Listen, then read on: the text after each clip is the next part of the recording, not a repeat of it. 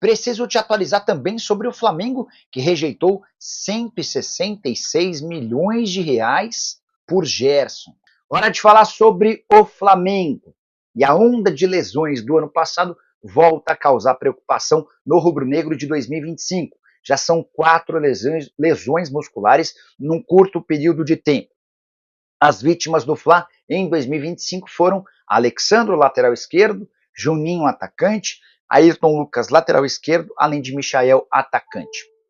Casos diferentes, embora todos frutos de lesão muscular.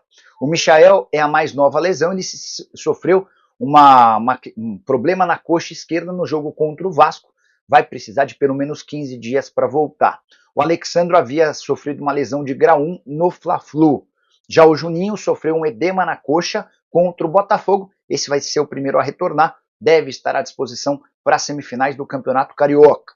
Só para lembrar que na temporada passada, o Flamengo sofreu demais com seu departamento médico, muitas lesões de forma consecutiva e ao mesmo tempo, a ponto de o BAP, como uma das primeiras providências assim que tomou posse como presidente do Flamengo, ele promoveu muitas mudanças, entre elas a demissão de Márcio Tanuri, que estava lá no clube há um tempão. Para o seu lugar foi contratado José Luiz Ronco. Preciso te contar agora sobre o movimento de atletas do futebol brasileiro que pede o fim do gramado sintético. Esse movimento é liderado por Neymar, que acaba de ser contratado pelo Santos e conta com o apoio de muitos jogadores grandes, como Thiago Silva, do Fluminense, Felipe Coutinho, do Vasco, Bruno Henrique, do Flamengo, Gabigol e Dudu, do Cruzeiro, Alan Patrick, do Internacional, entre outros. Memphis Depay também se associou a essa galera, batalhando contra o gramado sintético. A gente tem alguns estádios com gramado sintético, entre eles a Arena da Baixada, do Atlético Paranaense, e o estádio do Palmeiras, além do estádio botafoguense. Entre outras coisas, os jogadores que se manifestaram emitiram uma mesma nota, que dizia, abre aspas, juntos pelo espetáculo, futebol é natural e não sintético.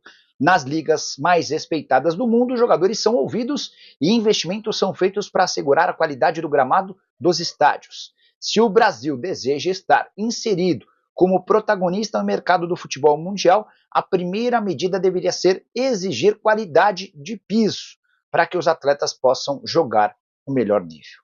Você é contra ou a favor do gramado sintético? Vou dar a minha posição.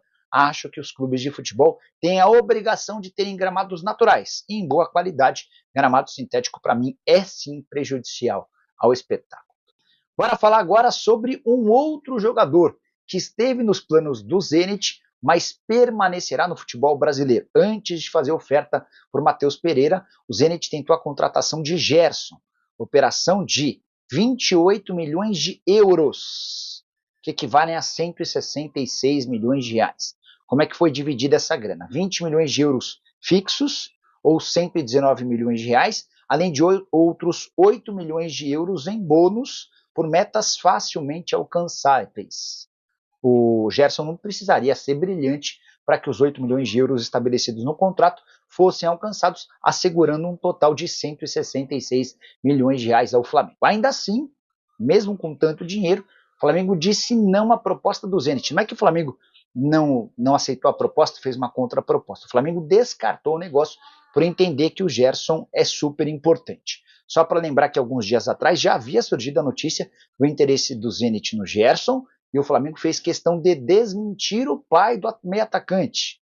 O pai do Gerson participou de um podcast afirmando que tinha sim um interesse, e o pessoal do Flamengo deixou vazar a notícia de que não tinha proposta alguma. Essa proposta apareceu, foi confirmada pelo Fla e descartada no ato.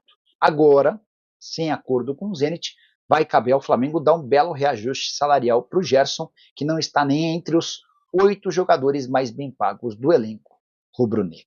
Com informações do Flamengo, informação importante envolvendo o Gerson, porque o José Botto, atual diretor do Flamengo, se movimentou e pôs um ponto final nessa história do Gerson, podendo sair para o Zenit, teve proposta, a gente vai contar para vocês como é que foi a proposta, os valores, valor fixado, bonificação, e inclusive o Zenit já está atrás até do plano B, que está aqui no futebol brasileiro, e nós vamos contar para vocês quem seria esse plano B ao Gerson, que não vai sair do Flamengo, não vai para o Zenit, pelo contrário, o José Botto fez um movimento aí bem interessante e conseguiu colocar um ponto final nessa história, aparou as arestas, é assim que a gente gosta de dizer, e nós vamos vamos contar os bastidores dessa história para vocês no vídeo de agora e vamos falar também se Juninho treinou no campo com os demais jogadores nessa terça-feira, Ayrton Lucas, situação do Alexandre, do Michael, vamos atualizar para vocês também. E teve também mudança nos horários dos jogos do Campeonato Carioca após uma boa assistência do Gerson, porque foi ele que começou essa história toda enviando uma carta ao Sindicato dos Atletas e o Gerson novamente conseguiu marcar esse golaço, não só para os jogadores, mas para vocês torcedores que vão aos jogos, que gostam de acompanhar um bom conteúdo, nós vamos trazer aqui para vocês, beleza? Vamos para as informações, galera. É o seguinte, a ação do Gerson, capitão do Flamengo, ao mandar uma carta ao Sindicato dos Atletas pedindo ajuda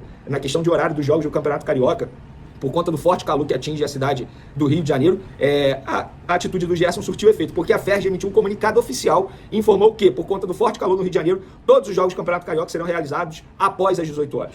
Parabéns aos envolvidos pela decisão, seja as emissoras que vão transmitir os jogos, que tem a Sport TV, Globo, tem a Band também, tem o canal Gold no YouTube. Parabéns a todos os envolvidos, porque não dava mais para assistir a jogo 4 horas da tarde, 4h30 da tarde. Não é só pelo bem, obviamente, prioridade é a saúde dos atletas, mas se a gente for parar e analisar, os jogos estavam sendo disputados em um baixo nível técnico. O calor estava atrapalhando. Atrapalha quem vai assistir, imagina quem vai jogar naquele calor absurdo. Então, agora só depois das 18 horas, inclusive, a FERJ já comunicou os novos horários da última rodada do Campeonato Carioca. Vamos agora mudar de assunto, porque o Flamengo passou um comunicado aqui à imprensa com alguns avisos. Quinta-feira, dia 20, o treino será acesso liberado à imprensa. A entrada no CT será permitida a partir das 9 horas. Haverá coletiva de imprensa após o treinamento. O zagueiro Léo Ortiz é quem vai falar com a imprensa. E hoje, terça-feira, amanhã, quarta-feira, excepcionalmente, eles não vão enviar imagens de apoio, ou seja, nem fotos dos treinos, por conta de uma ação interna do marketing. Então, fica aí esse aviso e parabéns à comunicação do Flamengo novamente, porque eles estão indo muito bem. Nossa senhora, é uma outra coisa. É muito mais fácil trabalhar num clube que tem uma boa comunicação com a imprensa, como tem sido o Flamengo, pelo menos nesses primeiros dias de 2025. Sobre o treino, galera, nessa terça-feira, e aí é uma apuração minha, obviamente o Flamengo não divulgou isso, o Juninho não treinou com o grupo, ele se recupera de um edema muscular na coxa, ou seja, segue como dúvida para pegar o Maricá no sábado. O Ayrton Lucas treinou com o grupo, normalmente, depois de desfalcar o Flamengo nos 2 últimos jogos por conta de uma pancada no joelho. A tendência é que retorne no sábado contra o Maricá. Alexandre continua fazendo tratamento no departamento médico, ou seja, não evoluiu, não iniciou uma transição com bola, então ainda se recupera da lesão muscular que ele sofreu. E o Michael, você já sabe, lesão grau 1, é a mesma gravidade do Alexandre e só volta em março a ficar à disposição do técnico Felipe Luiz. Mas não tem o Michael, tem o Cebolinha que tá comendo a bola. Quando o Juninho voltar, ele pode jogar centralizado, o Bruno Henrique na esquerda também. Cara, o elenco que o Felipe Luiz tem à disposição dá a ele a oportunidade de não se preocupar tanto na ausência do Michael, de não se preocupar tanto na ausência do Alexandre, já que tem jogadores que podem fazer essa função. O Danilo pode fazer a lateral esquerda, o Varela tá cumprindo muito bem improvisado. Então o elenco do Flamengo é muito bom e eu concordo com o Felipe Luiz quando ele diz o seguinte: se esse Flamengo não jogar, a culpa é minha. E ele tá certo em falar isso, não é soberba nenhuma, pelo contrário, não é se achar acima dos demais, é a verdade. O elenco do Flamengo hoje é o melhor do futebol sul-americano. Vamos agora para o próximo assunto, o principal assunto desse vídeo, Gerson, bastidores, proposta do Zenit. Nós trouxemos a informação há pouco lá no Twitter que o José Botto ele fez um movimento muito interessante. Qual foi o movimento dele? Ele ontem, no dia da folga do elenco, ele foi ao CT Ninho do Urubu e marcou uma reunião com o seu Marcão, pai e um dos empresários do Gerson. A ideia é o seguinte: debater o assunto que o seu Marcão expôs publicamente em seu podcast, quando ele reclama publicamente do salário do jogador, dizendo que o salário do jogador está defasado, que tem que ter uma valorização, que o jogador não pode ganhar menos que os demais destaques do elenco. Reclamou geral, ele falou muita coisa, e aí tinha notícia de proposta do Zenit. O Botto queria pôr um ponto final nessa história, aparar as arestas. E o Botto chamou o seu Marcão e também o Carlos Leite, que é o outro representante do Gerson. Nessa reunião, que durou cerca de 2 horas, lá no CT Ninho do Urubu, tudo foi exposto. O que o Marcão está insatisfeito, o que o Flamengo não gostou. O Flamengo não gostou nem um pouco do seu Marcão ter feito o que fez, a gente trouxe essa informação, atrapalhou ainda mais o processo de renovação de contrato do Gerson, que tem contrato até 2027 com o Flamengo. O seu Marcão expôs também a insatisfação dele em relação ao salário, apresentou a proposta oficial do Zenit, proposta essa que o Júlio Miguel Neto, jornalista, trouxe no dia 5 de fevereiro, queria ter, e de fato teve, mas não nos valores que foram citados, de 35 milhões de euros. A proposta oficial apresentada foi de 20 milhões de euros de maneira fixa, pagos, esse valor pago em maneira parcelada, e 8 milhões de euros em metas fáceis, tá? Por exemplo, número de jogos, quando conquistasse o título do Campeonato Russo, Copa da Rússia, enfim, era algo assim bem fácil de ser batido, poderia chegar a 28 milhões de euros. O Flamengo virou para eles e falou, olha só, o José Botto falou para eles e falou, olha só, a proposta é até boa, se a gente for parar e analisar o cenário do jogador, a idade do jogador, a proposta é boa, a proposta não é ruim, mas se eu vender o Gerson agora, o que eu faço? Qual é a reposição que eu tenho? O Jorginho é só no meio do ano, que poderia fazer até essa função do Gerson, mas não seria com as mesmas características. Se eu vender o Gerson, o que eu faço? Nós aqui, a gente não está precisando de maneira desesperada fazer caixa com venda de jogadores. Não existe a menor possibilidade de a gente aceitar. E outra, o Gerson em nenhum momento bateu a nossa mesa aqui, na nossa porta aqui, dizendo que quer ser negociado. Isso é uma proposta de vocês, eu entendo. Ele tem contrato até 2027, uma multa rescisória alta, e nós não vamos aceitar. E a renovação de contrato? Nós podemos debater futuramente, a gente não nega a possibilidade de debater futuramente, mas nesse momento não é prioridade. O contrato dele é até 2027, nós temos outras prioridades, como a renovação de contrato do Pulgar. Isso vai ser discutido. Vai ser discutido. A questão é que a antiga gestão havia prometido ao seu Marcão uma renovação de contrato. A antiga gestão saiu, não teve a renovação de contrato e o seu Marcão, entre aspas, reclamou publicamente. Beleza. E outra, nesse ponto, o seu Marcão não está errado não. O Gerson tem que ter renovação de contrato sim. O salário dele está defasado sim. Aí é a minha opinião. Acho que a forma como ele fez não foi da melhor maneira. Ele poderia ter ligado para o Flamengo, como o empresário da Arrascaeta está fazendo. Liga diretamente para o José Boto, marca uma reunião, marca um jantar, marca um almoço, conversa sobre o assunto. Agora expor publicamente atrapalha. E sim, a proposta teve, e sim, foi recusada, e ele não vai sair do Flamengo. Inclusive, pessoas do Flamengo acreditam que essa proposta foi usada, eles sabiam que o Flamengo não iria aceitar, que essa proposta foi usada para conseguir uma renovação de contrato, uma valorização salarial, o que também não vai acontecer. O Flamengo recusou o ponto, nesse momento não vai debater a renovação de contrato, o foco total no Super Mundial. Agora, o que precisa ser dito é, a boa relação foi criada nesse encontro. Eu acho que o José Boto lhe deu uma tacada de mestre, amenizou a situação, entre aspas, foi humilde, ligou, falou, chega aqui no CT, vamos conversar, seu Marcão. Amenizou a situação, acho que o Marcão também foi bem, aceitou o convite, foi lá. Eu acho que todo mundo está ganhando, o Gerson está ganhando, o seu Marcão está ganhando, o Flamengo está ganhando nessa história toda. E agora, o Zenit, que já tem um não do Flamengo em relação ao Gerson, vai para o plano B. O plano B deles, qual é? Matheus Pereira, informação publicada primeiramente pelo Samuel Venâncio, baita jornalista, sou fãzaço dele, um abraço para ele, que está sempre acompanhando o canal.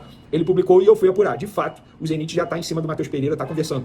Inclusive, um dos empresários que trabalhou na operação do Gerson, nessa possível contratação do Gerson, já viajou para Belo Horizonte para tentar a situação do Matheus Pereira. Então o Matheus Pereira é o plano B para o Zenit. O Zenit quer a contratação de um jogador para o meio ali, embora o Matheus Pereira seja um pouco mais avançado, mas eles entendem que o Matheus Pereira pode fazer a função que o Wendel está fazendo e vai deixar de fazer a partir do meio do ano, quando ele se transfere para o Botafogo. O Gerson era o plano A, mas não tiveram sucesso na contratação.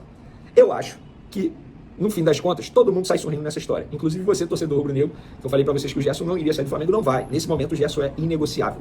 Beleza? Tamo junto, até o próximo vídeo, um abraço, fui! Então é isso, né, família? Ficamos aqui com o nosso giro de notícias do Flamengo, informações exclusivas e atualizadas para você ficar por dentro de tudo e não perder nada. Chega deixando o seu like, se inscrevendo no canal, ativa o sininho de notificação para você ficar por dentro de tudo e muito mais. Então é isso, rapaziada. Um grande abraço no seu coração, não sai pra mais. Até o próximo vídeo e vamos pra cima. Vamos que vamos.